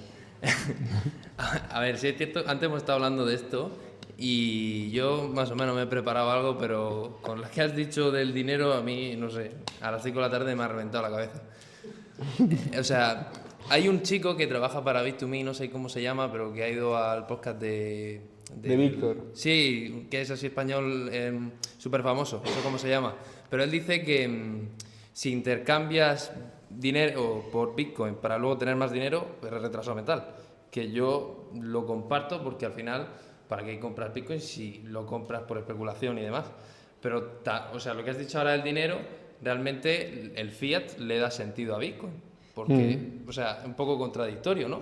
O sea... Sí, a ver, es una mentalidad un poco de trading, pero es un meme. Eso que dices es un meme en la comunidad de Bitcoin. Ya. Que cuando sube Bitcoin mucho, Es un meme típico pues, que dicen, ¡buah, Bitcoin está tan alto que estoy pensando hasta en vender! Y dicen, ya, pero ¿vender a qué? ¿Sabes? Vender a euros. ¿En serio vas a vender a euros? Y dices, no, es verdad. Mejor me mantengo en Bitcoin. Sí, pero al final ese dinero tú lo tienes para... A ver, puede ser tu herencia, pero una parte tendrás que gastar, ¿no? Si no... Claro, sí, pero sí, todo depende. Pero yo, por ejemplo, yo qué sé, yo si tuviera muchísima pasta, imagínate que tienes 50 millones Sí. y te gusta mucho Bitcoin, pues puedes tener tus necesidades cubiertas, una casita, un coche, tal, pero a partir de ahí, cuando ya inviertes en activos no para disfrutarlos tú, sino para preservar valor a largo plazo, ¿qué haces? ¿Inviertes en mercado inmobiliario? Ya, pero entonces tienes un riesgo país. Puedes hacerlo, es un activo diferente, pero dices, vale, invierto aquí o invierto en bolsa, vale, pero también tengo riesgo país, tengo el riesgo empresa, no me compensa porque están, ¿sabes? Y entonces cuando vas a invertir por rentabilidad, dices, prefiero Bitcoin. Entonces sí, hay mucha gente que prefiere, que quiere invertir en Bitcoin para luego descapitalizar ese Bitcoin y comprarse una casa, pero porque es para disfrute propio. Pero ya cuando es para invertir en sí, ¿tú qué prefieres tener? ¿10 pisos o un piso propiedad tuya que vivís cómodamente y luego todo lo demás en Bitcoin? Pues mucha gente prefiere en Bitcoin, porque además es un seguro de vida. Conozco así de gente que me ha dicho, guay, es que para mí Bitcoin es un seguro de vida. Si pasa algo, yo me voy a Tailandia o me voy a Sri Lanka y Le vida quita el nueva. polvo a la Y le clave compro ahí privada una y- vida, claro. Ya. Y me cambio de nombre. Bueno, es una posición diferente. Ya. ¿Y qué proceso, bueno, que eso cambia con el tiempo, pero ahora mismo tú como, imagínate que, yo qué sé, tienes 50.000 bitcoins, que quizás tienes 50.000 bitcoins, quién sabe, pero dices de bancarizarlo, ¿cómo lo harías? ¿Bancarizarlos? Sí, una parte. Buah, eso es fácil. ¿Sí? Sí, mira, en Andorra mismo, si holdeas ese Bitcoin 4 años, se lo bancarizan. Ya. Básicamente, no va así exactamente, esto comprobarlo en los bancos, pero en Andorra si holdeas durante un tiempo, lo puedes bancarizar. Pero o sea, revisan la procedencia del bitcoin, ¿no? Creo que no, ¿O tampoco? creo que no. Me lo has holdeado durante 4 años, creo que no. Ya. Pero no lo sé. De todas formas, a ver, es que si tienes 50.000 bitcoins puedes hacer muchas cosas, ¿eh? He dicho mucho, sí. Ahí se pueden hacer muchísimas cosas. Ya. Bueno, como que por poder puedes sobornar al banco entero para que te bancaricen el bitcoin. Nah, es Todo el una fumada, banco, yo qué ¿sabes? sé. Vamos a decir 10. 10 bitcoins. Ya, ahí más jodido. Ahí, pero bueno, también se pueden hacer cosas. Todo no lo podrás bancarizar, Ya. pero también si tienes 10 bitcoins, o sea, ¿por qué tienes 10 bitcoins? ¿Sabes? ¿Por qué quieres bancarizar 10 bitcoins Ya. y no puedes bancarizarlos? Eso es no sé, es una pregunta un poco... Ya, ya. No, Pero sí, sí, yo no lo bancarizaría. Bancarizar es complicado, ¿eh? Yo eso te lo compro y te lo admito, es así. Bancarizar Sí, suele sí. ser complicado. Pero la idea es, bueno, suele ser complicado si lo compras en negro, pero yo siempre digo lo mismo.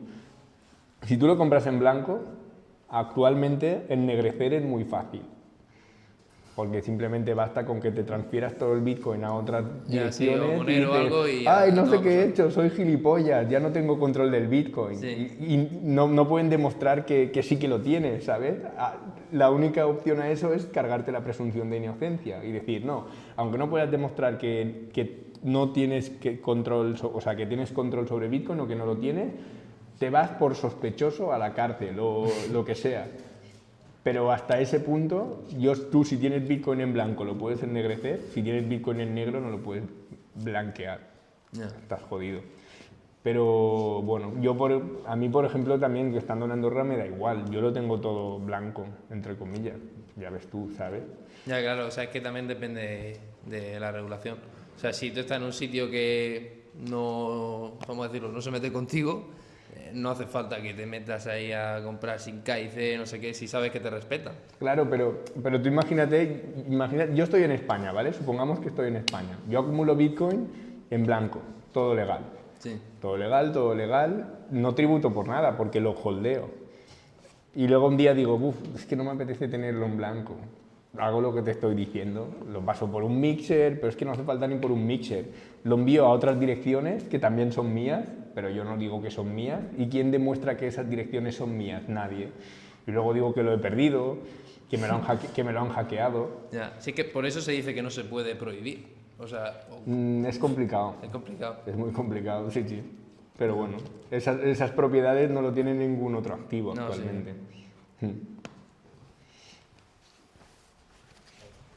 ¿Alguna pregunta más por aquí? ¿El tiempo qué tal? ¿Lo es más o menos bien o qué?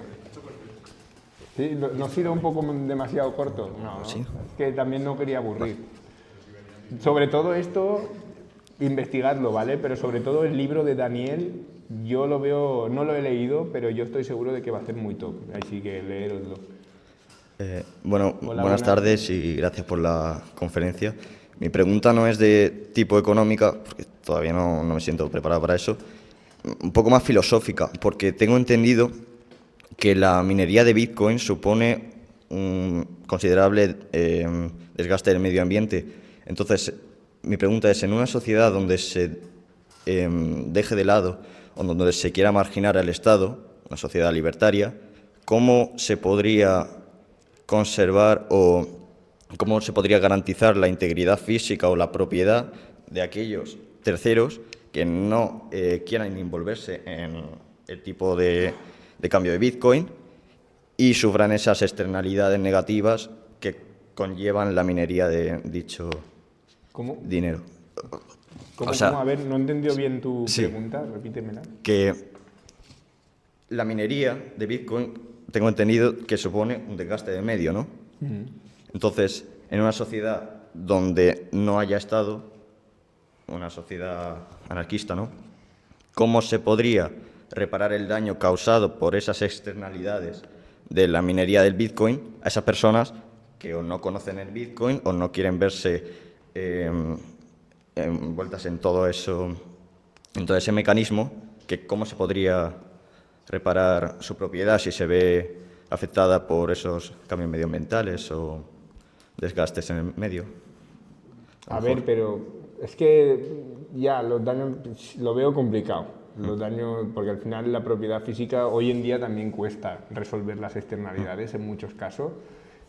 Esto de nuevo, volvemos al ideal, porque aquí ya una cosa es la práctica y la otra es lo ideal. Para mí lo ideal sería meter propiedad privada a todo lo que podamos, incluyendo las cosas medioambientales, y entonces pues si hay una externalidad es un conflicto que se resuelve y se resuelve por arbitraje. Ahora bien, ahora mismo no existe, igual que no existen muchas otras cosas y se vulnera, es así. Tampoco yo creo que, o sea, sí, Bitcoin tiene un daño medioambiental, pero no es un daño a un tercero, ¿me explico? Si tú tienes un río y yo tengo una fábrica al lado con una granja de minería Bitcoin, a ti no te afecta en nada.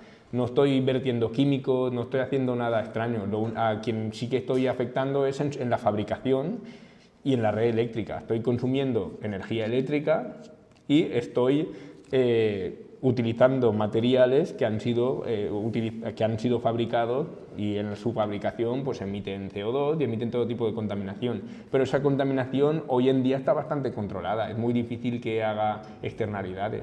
Porque es lo que te digo, no es lo mismo que una fábrica de detergentes. Hostia, pues la fábrica de detergentes seguramente causa muchas externalidades. La minería de Bitcoin no tanto. No la veo que sea muy...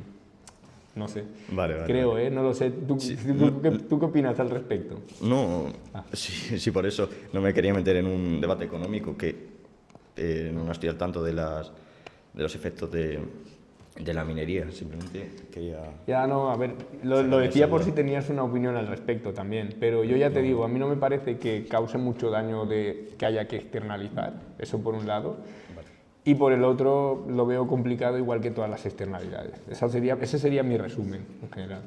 Vale, muchas gracias. A ti.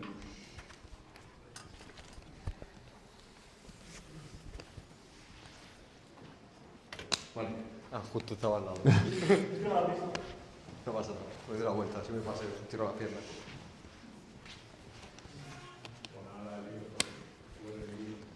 ¿Qué? Buenas. Ah, que el QR del libro. Sí, el libro mejor, pero que no os extrañe si es un poco... Pero bueno, yo tampoco lo veo tan técnico, ¿eh? Hubiera podido hacerlo mucho más técnico, está bastante bien. Yo creo que os gustará. A la gente que os gustan estas fricadas os gustarán. Buenas, lo primero de todo, gracias por la charla. Y quería ver tu perspectiva, porque hay mucho debate en el mundillo Bitcoin, oro. Y lo has nombrado también aquí, y como en la actual crisis arancelaria de Trump se ha visto como el oro actúa como valor refugio y Bitcoin no, ha caído un 10%. El oro ha caído, pero se dice que es por los futuros, que cae para cubrir posiciones y tal, y no ha caído porque sí que es valor refugio. Entonces yo quiero saber tu opinión sobre este aspecto. Si crees que hacia un futuro será valor refugio y se igualará al oro, ganará el Bitcoin al oro. Sí, a ver, buena pregunta. Yo en mi libro también lo digo, Bitcoin es un experimento monetario. Entonces tenemos que asumir que Bitcoin no ha sufrido ninguna crisis grave. Eso es así, aún no ha sufrido lo que Taleb llama la prueba del tiempo. Pero claro, a mí ¿por qué me gusta mucho igualmente Bitcoin? Porque a pesar de eso, o sea, en lo único en lo que es mejor el oro que Bitcoin es en que tiene 5.000 años de historia siendo refugio. En todo lo demás, para mí es mejor Bitcoin. Entonces hay que verlo, pero aún así, ten en cuenta que tiene 15 años, tiene 2 trillones de market cap, hay mucha gente especulando y además esto no lo sabía yo y es un insight muy difícil de captar, pero ¿sabéis por qué hay tanta especulación en Bitcoin? Es porque es un activo novedoso, sí, pero es porque es muy volátil. Su volatilidad implica que el precio se mueve mucho, puedes hacer muchas tendencias, puedes hacer muchas cosas, muchas marronerías ahí. Y esto lo digo porque yo creo que Bitcoin nunca va a dejar de ser volátil porque su emisión es completamente rígida, es 21 millones, y como nunca va a dejar de ser volátil, nunca va a dejar de ser un activo que tiene mucha especulación. ¿Me explico? O sea que si Bitcoin tuviera 10 trillones de capitalización, seguramente también tendría una parte del valor que no es refugio, que es muy especulativa. Entonces en una crisis puede bajar y luego rebotar. El oro también, fíjate que en la burbuja inmobiliaria cayó. Lo que pasa es que lo normal es que aquí hay muchas cosas económicas. Pensad que cuando hay una crisis lo primero que buscan los agentes es cash. Y cuando buscas cash todo se va a derrumbar, de los derivados y todo va al cash. Y luego ya cuando ves que el cash no te sirve te vas a refugios. Yo creo que en Bitcoin tal vez, no lo sé porque no ocurrió nunca, pero yo creo que pasaría algo así, que al principio caería mucho o caería bastante, no sé hasta qué punto, porque ahora con los aranceles de Trump se ha comportado relativamente bien. Ha caído similar a las acciones, pero, o sea, es que claro, tú mira la gráfica de Bitcoin y mira las caídas, ¿sabes? Ha caído relativamente poco. Yo creo que pasaría algo así. Caería a lo mejor un poco y luego remontaría y subiría más de lo que ha caído. Pero no lo sé. Pero sí, eso es un punto que te compro completamente.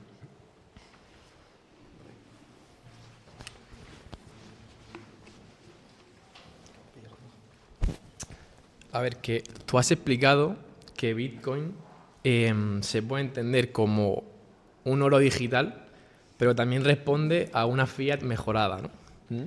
Pero luego has dicho que no lo quieres entender como dinero, es decir, que no llegaría a ser una moneda de curso, no te quiero decir legal, porque legal es que lo acepte el Estado, ¿sabes? Entonces, ¿tú crees que el Bitcoin llegaría a ser como tal una moneda que se utiliza como medio de intercambio o no?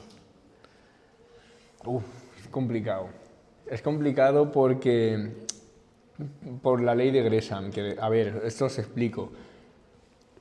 Al final, el problema aquí es que la ley de Gresham lo que dice, que se ha repetido muchísimas veces en la historia, es que cuando hay muchos dineros en circulación, tú te quedas el mejor. Sí. Es decir, y esto nos pasa hasta a nosotros. Si tú recibes un euro y ese euro es brillante, precioso, está pulido, y luego recibes un euro que está roñoso, oxidado y lleno de mierda, el primero que le das a la cajera es el que está lleno de mierda.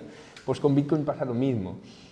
Y por eso digo que la gente que entiende Bitcoin lo que hace es guardarse el puto Bitcoin. Y esto pues es un problema, porque no será medio de intercambio. Pero ya, entonces, todo depende. Yo creo que al final es muy complicado. ¿Por qué os digo esto? Porque la corona danesa es un medio de intercambio. Y tú me dirás, sí, bueno, vale, pues te pago en coronas danesas. Y ya, no, ya no quiero coronas danesas. Bueno, entonces no es un medio de intercambio. Y sí que lo es, pero ¿dónde lo es? En Dinamarca. Pues con Bitcoin pasa un poco lo mismo. Bitcoin es un medio de intercambio, sí, pero ¿dónde lo es? Pues en el sector de Bitcoin, un sector que Actualmente es muy pequeño, es muy reducido, muy poca gente te acepta Bitcoin como medio de intercambio, pero a lo mejor en el futuro más. Todo depende de cómo sean los otros dineros respecto a Bitcoin. Si llegáramos a un punto en el que todos los dineros van desplazándose de la sociedad, al final igual sí que utilizaríamos Bitcoin, no lo sé, me estoy tirando al vacío, estoy haciendo una suposición. Pero aunque no se convirtiera nunca en medio de intercambio, para mí ya tiene valor. Solo porque hay gente que en el futuro me lo va a comprar y yo eso lo sé.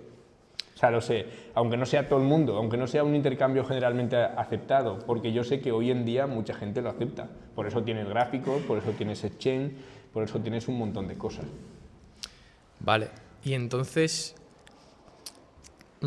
porque ahora mismo el gráfico, a ver, yo esto no sé mucho, pero lo que interpreto es que el gráfico es como euro frente a Bitcoin, pero no es igual que una divisa euro frente a dólar, por así decirlo. O sea, el Bitcoin se da un valor, pero aunque tú has explicado que su valor lo tiene como reserva del valor, se le sigue dando como un número respecto a otra moneda.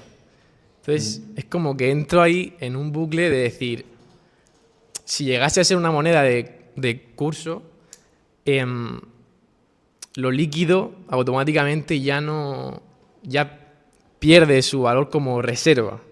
No sé si me estoy explicando bien. Es que tradicionalmente las cosas han funcionado así, pero hoy en día ya no. Es que eso lo ha roto Bitcoin.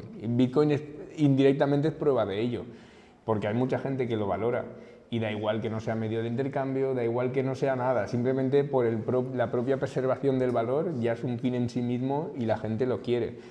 Luego, respecto a lo de los pares, es que todo, o sea, tú tienes que elegir una moneda de referencia. Esto también, ¿por qué en el trading va todo por pares? Pues porque, ¿cuál es el valor de este micrófono? Buah, pues el valor del micrófono ¿en qué? Podemos hablar del valor del micrófono en aguas, podemos hablar del valor del micrófono en euros o en Bitcoin, pero tienes que poner siempre una referencia. La referencia de la unidad de cuenta en el tiempo ha ido cambiando. Me refiero, hoy en día es que es muy fácil establecer ratios, entonces es muy fácil establecer precios de forma digital. Bueno, hasta el punto de que las plataformas de trading, los order books, hay order books que funcionan con milisegundos. O sea que cada milisegundo están viendo las órdenes que se matchean y desplazando el precio hacia arriba y hacia abajo. Eso también lo podéis ver en internet, cómo funcionan los order books, algoritmos de programación, de trading, que es una barbaridad. Pero es eso, Bitcoin, el precio en sí, de hecho no hay un único precio. Por ejemplo, en la India el precio de Bitcoin es bastante más barato que en el original. ¿Pero por qué? Porque solo lo puedes intercambiar por rupia, algo así. Esto lo decía Antonopoulos en su libro, El Internet del Dinero, pero a lo que voy es a que el precio de Bitcoin, igual que el agua y los diamantes, depende del contexto. Entonces tú, si te vas a Groenlandia y le preguntas a alguien por el precio de Bitcoin, te dirá, no, yo te pago 1 euro por el Bitcoin, pero no más. En cambio, si te vas a un meetup de bitcoiners, el precio de Bitcoin es más alto. Y todo eso se va arbitrando en la sociedad. Esto también es un mito que haya un único precio. Nunca hay un único precio, en ningún sitio, literalmente. El precio de una silla varía de sitio a sitio, pero de sitio a sitio estoy diciendo de un pueblo a una ciudad, de un barrio a otro, varía muchísimo. Pues con Bitcoin es igual. Entonces el precio del exchange es lo que calcula el order book. El order book, cómo funciona es, tú tienes órdenes de compra y de venta y cuando se matchean, esas órdenes se cancelan y se queda al medio un precio. Ese es el precio que aparece en el exchange. ¿Eso significa que ese es el precio de Bitcoin? No, eso es el precio de Bitcoin en el exchange. Lo que pasa es que tiende a unificarse. ¿Por qué? Porque imagínate que el precio de Binance es $60.000 y el precio de KuCoin es de $30.000. ¿Tú qué haces? Pues compras Bitcoin en KuCoin y lo vendes en Binance. Y entonces el precio de KuCoin empieza a subir y el precio de Binance empieza a bajar, ¡pam! Y se estabilizan. ¿Se estabilizan hasta dónde? Hasta el punto en el que ya no renta hacer la operación de arbitraje. Pues así con todo. Si yo me entero de que alguien vende Bitcoin a 1 euro, yo se lo compro todo. Y cuando se lo compro, se lo vendo. Esa operación de arbitraje lo que está haciendo es ampliar la información al mercado. Estoy unificando precios. Pero el único precio del exchange, eso es falso. El Bitcoin tiene muchos precios, tantos precios como mercados, entre comillas. Vale, muchas gracias. A ti. ¿Alguien más? Hostia, cuánta pregunta, me gusta. La tralla. Venga, las últimas ya. Gracias. Hola José, muchas gracias por la charla, ha sido muy interesante. Y yo, bueno, soy bastante nuevo en este mundo de los... Habla un poco más alto, porfa. Que si no ¿Ahora? ¿Se me escucha? Sí, Sí. No, pero con que hables un poco más fuerte, Vale. mejor. Digo que soy bastante nuevo en este mundo de los activos digitales y tal. Y yo mi pregunta era más relacionada, porque muchas veces he escuchado que el Bitcoin tiene, bueno, la volatilidad o sea, que es inherente a la propia naturaleza del activo. Entonces no termino de entender ese concepto. O sea, ¿por qué es eso? Pues si me lo podrías explicar. Pues, a ver, Bitcoin como está, es complicado, pero Bitcoin ahora mismo en el software de todos los nodos, lo que tienen es que para aceptar bueno, es que da igual. Voy a simplificarlo, ¿vale? Pero en cada Bitcoin sale un bloque cada 10 minutos, ¿vale?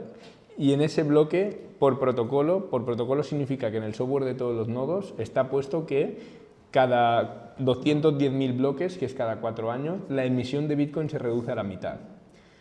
Yo eso, como lo intento explicar, es como si tuvieras una piscina llena de Bitcoins, que es un mercado, ¿vale? Y tienes un agujero por el que salen Bitcoins. Y esos Bitcoins que salen son la gente que quiere Bitcoin, demanda Bitcoins y los autocustodia. Y la manguera de Bitcoins es la manguera que saca Bitcoins al mercado. Pero claro, cada 4 años la manguera cada vez se hace más corta, se reduce a la mitad. Entonces llega un punto en el que esa manguera hace que no haya muchos bitcoins en el mercado. Y cuando no hay muchos bitcoins en el mercado, el precio puede subir y bajar muy drásticamente.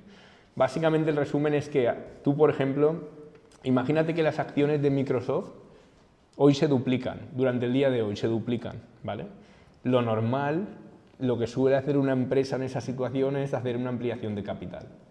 ¿Por qué? Porque tus acciones se valoran al doble y tú consigues capital, ¿sabes?, muy barato, porque estás emitiendo acciones al doble de precio que ayer. Eso está muy bien. Entonces tú haces una ampliación de capital, reduces el precio, te capitalizas y inviertes en esa empresa. En Bitcoin no lo puedes hacer. En Bitcoin hoy sube el precio al doble, no podemos hacer nada. La emisión de Bitcoin es 3,125 Bitcoin. ¿Que baja el precio a la mitad? La emisión es 3,125 Bitcoin. Entonces esa oferta tan rígida hace que cuando hay shock de demanda, a la alza o a la baja, muy fuerte, el precio varía mucho. Entonces da igual que Bitcoin tenga una capitalización de 20 trillions. Si la oferta está completamente restringida, cuando sube mucho la demanda se dispara Bitcoin y cuando baja mucho la demanda el Bitcoin baja de precio. En el oro, por ejemplo, no sucede porque, aparte de los sustitutos monetarios, hay un montón de almacenes de oro. O sea, las empresas de minería tienen un montón de stock en oro almacenado. Entonces lo que hacen es aprovechar los precios. Entonces lo mismo que te decía antes, si el oro hoy se duplicara de precio, las minerías estarían así. Y no por el nuevo oro que van a minar, sino por el oro que ya tienen minado porque lo pueden vender al doble de precio. Y eso hace que equilibren los precios. Y eso en Bitcoin no lo puedes hacer. Y como no lo puedes hacer, mi tesis es que siempre va a ser volátil. Tú podrás intentar paliarlo con sustitutos monetarios, haciendo que, por ejemplo, si hoy Bitcoin se demanda el doble que ayer, yo emito una promesa en Bitcoin de te pagaré un Bitcoin mañana o te pagaré un Bitcoin dentro de un mes. Eso termina circulando con un precio similar al de Bitcoin porque tú lo valoras similar a Bitcoin porque es un Bitcoin futuro y un futuro próximo a un mes. Y eso, digamos que amortigua los shocks. Pero aún así yo creo que va a tener volatilidad siempre. Y a eso me refería con la volatilidad inherente, básicamente. Entendido. Muchísimas gracias. A ti. ¿Hacemos la última o ya os habéis desahogado todo? Pues ¿Listo? vas a cerrar tú aquí. Os recomiendo de verdad que investiguéis sobre Bitcoin, ¿eh? Investigadlo, luego si no os interesa nada, pero al menos echarle un vistazo. Mira, ahí ya veo cositas. ¿Alguna cosa más? Yo por aquí. Hola. Tengo una pregunta que Vale, es un poco complicada. ¿Va a llegar Bitcoin a 1 millón o no? ¿Cómo? ¿Va a llegar Bitcoin a $1 millón o no? A ver, sin sacar aquí la bola de cristal, yo creo que sí, pero claro, si no, es que siempre digo que si no pones horizonte eso es trampa, porque yo creo que sí. Pero claro, creo que sí dentro de mucho tiempo y seguramente no porque Bitcoin haya subido de precio, sino porque el dólar se habrá depreciado muchísimo. Y creo que se depreciará muchísimo porque veo que el sistema de IOUs actuales es muy insostenible. O sea, ¿cómo vamos a pagar la deuda de Estados Unidos? No sé quién la va a pagar, la pagarán ellos, pero la pagarán generando inflación. Y si generan inflación, Bitcoin será más caro respecto al dólar. Entonces creo que irá más por ahí. Ya sabéis, chicos, a comprar todo el mundo Bitcoin. Todo el mundo a comprar Bitcoin. Bueno, pues darle la enhorabuena a José por la pedazo de conferencia que ha hecho, a todos vosotros por venir y bueno, un aplauso para terminar para... Gracias.